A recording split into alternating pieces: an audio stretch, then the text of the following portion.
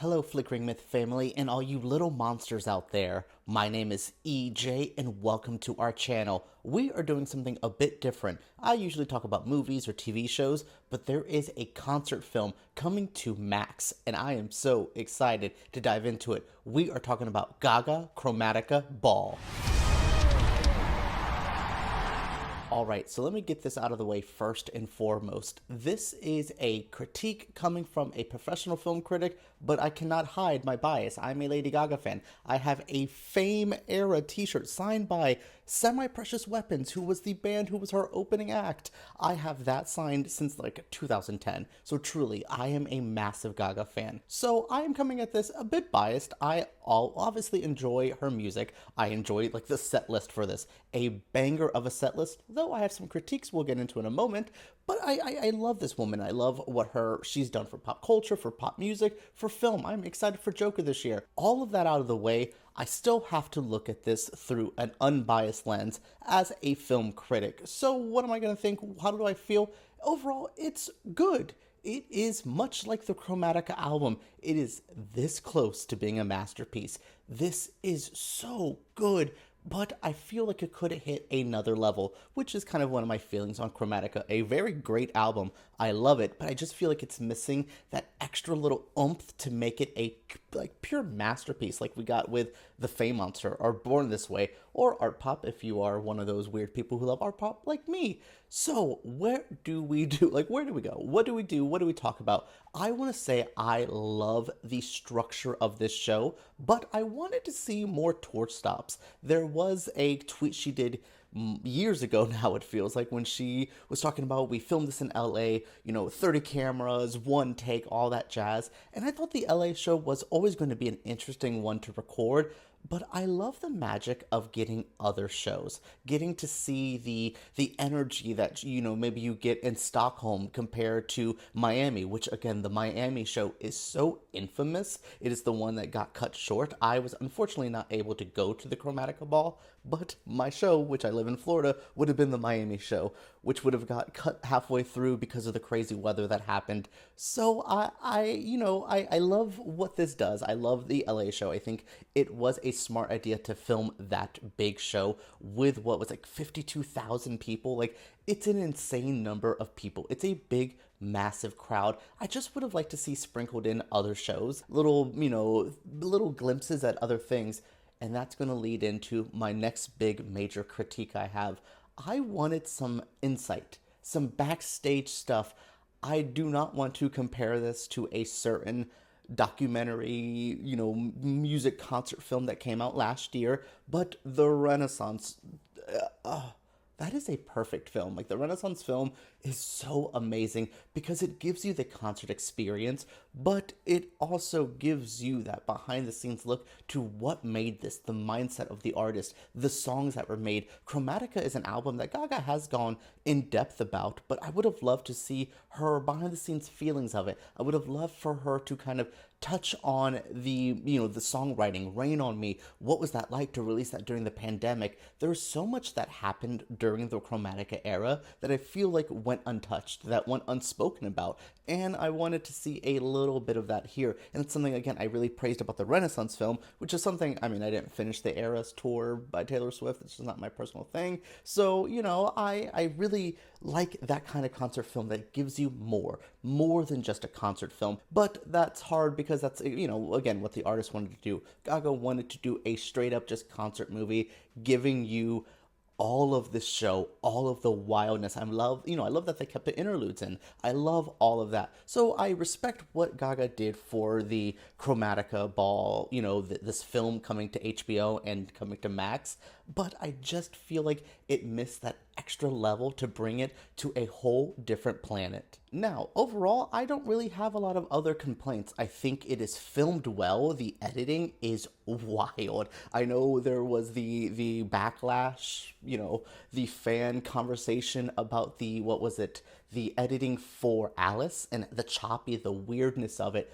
I liked the Alice performance, one, because it doesn't have that throughout the whole thing. It feels like, and I'm not gonna be, I've only watched this once for a press screening, but it feels like every song had its own little style and flair. Some of it wasn't as excessive and over the top and flary as some of the other songs, but then some of them were fun experiences that felt like little mini music videos. I love what they did, and I love the set list for this because it's a strong collection of songs. Would I have added and, changed songs? This goes back to not just the film itself, this goes back to the Chromatica Ball Tour, and I'm not really here to critique the tour and everything like that.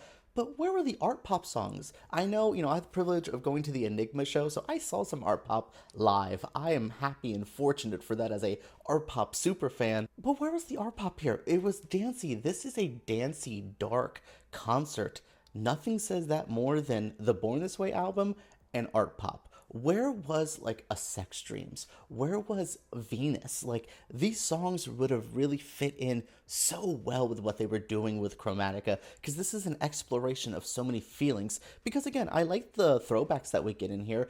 She starts it with Bad Romance.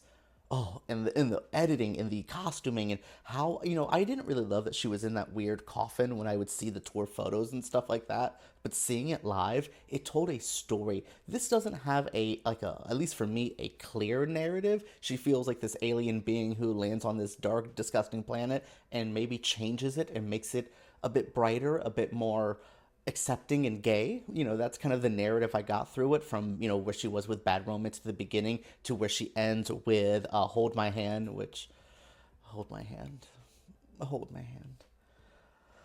that song. Anyways, so yeah, I love where we started off. So that coffin thing made no sense to me, but now it does. Seeing it in the film format, it really works. I will say some of my highlights.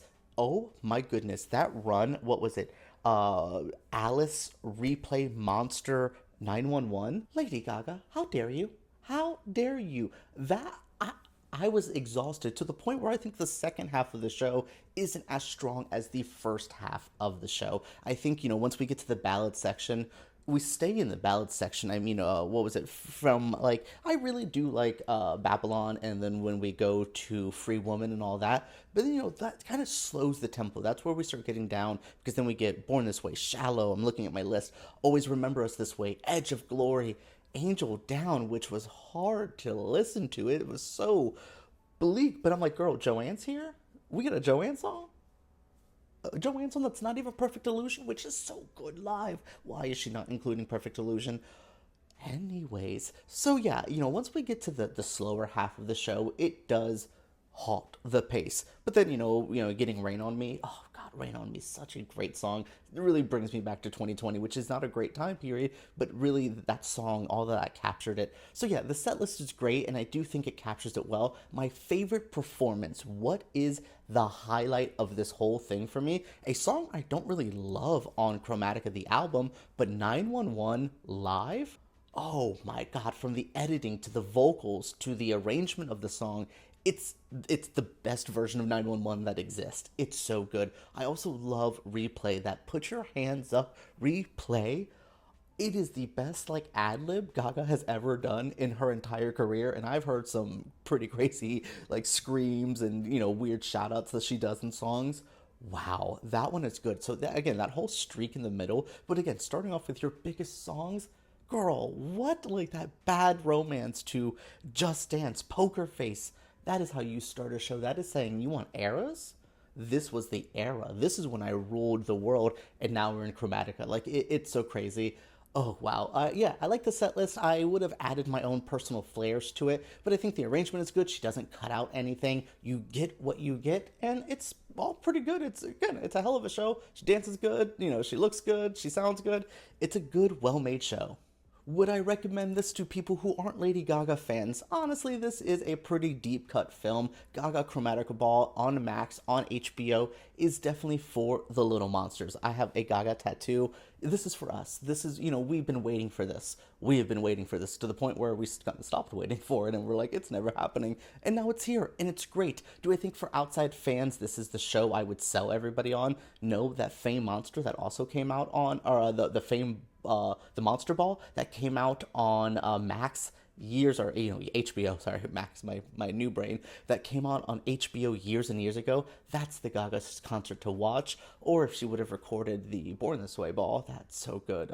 I even watch the art rave on YouTube every now and then. So yeah, I think this is a solid show. Do I think it's for outsiders? Do I think it's for non-Gaga fans? Not really, but honestly, if you like her music, even vaguely, check this out because it's well worth the watch when it drops. I am so excited that it is finally here. All right, guys. All right, little monsters. All right, all you they, thems, and everyone in between. What is up? Thank you for checking out this video. Make sure you guys subscribe to Flickering Myth. Make sure you guys give me a thumbs up. Make sure you guys comment down below. I want to hear your thoughts on the Chromatica Ball. Are you excited for it? What's the performance that you want to hear the most about? I'll give you little details about it in the comments if you want to know some stuff. I'm not going to spoil anything because, again, it's an experience you should watch. Check it out. Make sure you guys do it. Thank you so much for talking to me with all of you all today. Thank you guys for joining me, and let's talk about GAGA Chromatica Ball right down here.